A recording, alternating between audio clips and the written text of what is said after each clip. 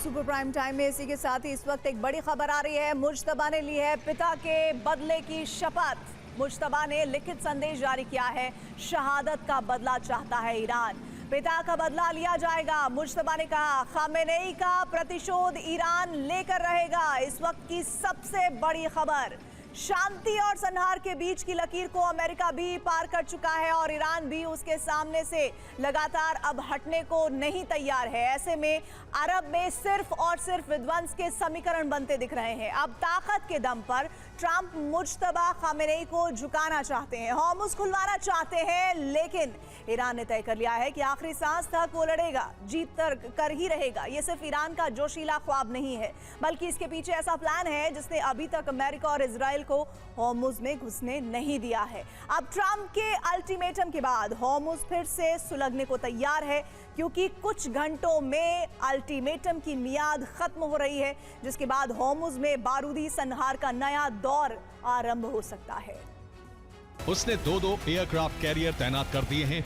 जवाब में ईरान ने तटीय इलाकों पर मिसाइल लॉन्चर लगा दिए हैं। अमेरिका के 19 युद्धपोत ओमान की खाड़ी के पास पहुंच गए हैं। जवाब में ईरान ने हॉर्मुज़ को पूरी तरह ब्लॉक कर दिया है। अमेरिका फाइटर जेट से एयर ड्रिल कर रहा है। ईरान ने ड्रोन ब्रिगेड को सीक्रेट अड्डों पर तैनात कर दिया है। अमेरिका ईरान के तेल ठिकानों पर नजर रख रहा है। ईरान ने तेल ठिकानों पर डिफेंस सिस्टम लगा दिए हैं। अमेरिका ने शर्त रखी है ईरान जहाजों पर हमले ना करे। दूसरी शर्त है जहाजों पर किए गए हमले के लिए मुज्तबा माफी मांगे। तीसरी शर्त है कि ईरान हॉर्मुज़ को हर देश के लिए तुरंत खोले। अरब में तबाही का विस्तार कभी भी हो सकता है, क्योंकि ट्रंप की मुज्तबा को दी गई डेडलाइन जल्द खत्म होने वाली है। इस बीच अमेरिका ने ईरान के पास 2 एयरक्राफ्ट कैरियर तैनात कर दिए हैं। पहला aircraft carrier USS Abraham Lincoln Oman की खाड़ी में पहुंच गया है, जो ईरान के तट से 250 किलोमीटर दूर है, जबकि यूएसएस अब्राहम लिंकन से आगे 100 किलोमीटर दूर अरब सागर में वो पहुंच गया है। दूसरा aircraft carrier USS George Bush की ईरान के तट से दूरी 300 किलोमीटर रह जाती है। दोनों ने मिलकर एक ट्रायंगल तैयार कर लिया है, जिससे ईरान के द्वीप और हॉर्मुज़ स्ट्रेट रणनीतिक चक्रव्यूह में फंस गए हैं। अब अमेरिका ईरान पर कभी भी डबल प्रहार कर सकता है। अगर दोनों पर तैनात हथियारों की बात की जाए तो दोनों के मिलाकर 150 से ज्यादा फाइटर जेट हैं। इनके अलावा 12 यूनिट EA-18G ग्लोलर की है, जो इलेक्ट्रॉनिक वॉरफेयर के लिए है, रडार जैमिंग में काम आता है। 11 यूनिट E-2D हॉक आई की है, जो एयरबॉर्न ऑपरेशन में इस्तेमाल होता है। 21 MH-60 हेलीकॉप्टर हैं, जो सरफेस अटैक और एंटी सबमरीन ऑपरेशंस के लिए है।